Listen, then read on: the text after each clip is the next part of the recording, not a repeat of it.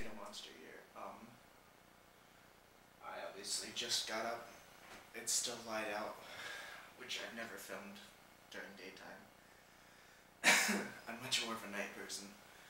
But today I'm going to talk about the game Sanctum. Now this is an indie game on Steam produced by Coffee Stain Studios. And I always like to try and check out not big name things and try and promote them, or just review them and tell you what I think. It's an interesting game because it's a fusion of tower defense and first-person shooter. And there's a decent variety of towers, decent variety of enemies, and some cool enemies that aren't just like, oh, well, this is really simple, let's just do this. There are enemies like the bobblehead, where they walk and wave their heads back and forth, and they can only be damaged in the head. So you basically have to snipe them. It's a generally enjoyable game, but there's a couple big problems with it. Now, I wasn't bothered by the fact that there wasn't really a story, because an indie game doesn't really need a story. Terraria, which I'm going to talk about in a bit, didn't have a story at all, and I really enjoyed that a lot. Sanctum, its big problem is it's really tedious and repetitive. Every single level can be solved by making a big maze, basically, and that's how you win. There's only 4 levels. And for $15, 4 levels where every level is basically solved the same way, I don't really think it's worth it. But on top of that, I was having horrible slowdown issues, like lagging and frame rate problems where it would just keep going till it was basically a crawl. It was like playing WoW at 3,000 latency. And at first I thought it might have been because I was watching Obscurus Lupa in the background, who I'm a huge fan of. I love her show on That Guy with the Glasses. I'm a big fan of that site in general. But I tried it without that, and I tried other games while listening to her, or watching her, and playing those games. And it was only that game, especially times when there's lots of enemies on screen, or use lots of lightning attack blocks things.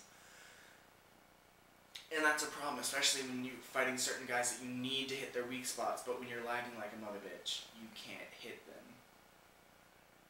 It's a big problem. Honestly, for the $15, with all those frame rate issues, I don't really think it's worth it.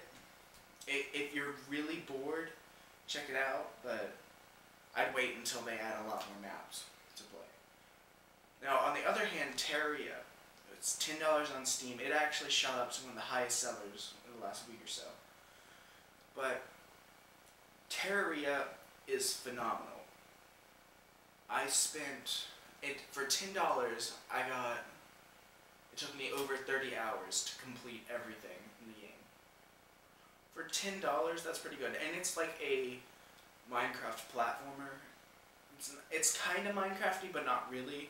And you can play with your friends and run around and have epic adventures. There was even one time where we drained all the water in the world down to hell.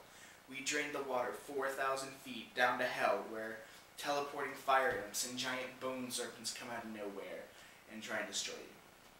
You can build epic forts, collect crazy weapons. The music is quirky and adorable, and it'll go from being peaceful and fun to random events like the Goblin Invasion, where things get batshit crazy. And 30 hours of fun to get that far, and the people that made it are even promising free new content. They've already added sticky bombs, fixed a couple network issues, and I honestly think they'll be doing. I'm really expecting great things from them. Sanctum, however, I beat that entire game in 3 hours. 4 levels, 4 levels, 3 hours for $15. Not really worth it. The only other game I've beaten that quickly is Shadow the Hedgehog, and we all know how great that one was. But yeah, definitely check out Terraria. Only check out Sanctum if you're desperate. And that's about it. This has been my, well, the 9th review on the site, even though this was a 2-parter. The next review is actually going to be a special one to celebrate the 10th, when I'm going to do my top 10 favorite video games. I know that sounds kind of selfish, but honestly, there's some good games on that list. You should definitely check it out. Anyways, this has been a PotatoMonster review. I'll see you next time.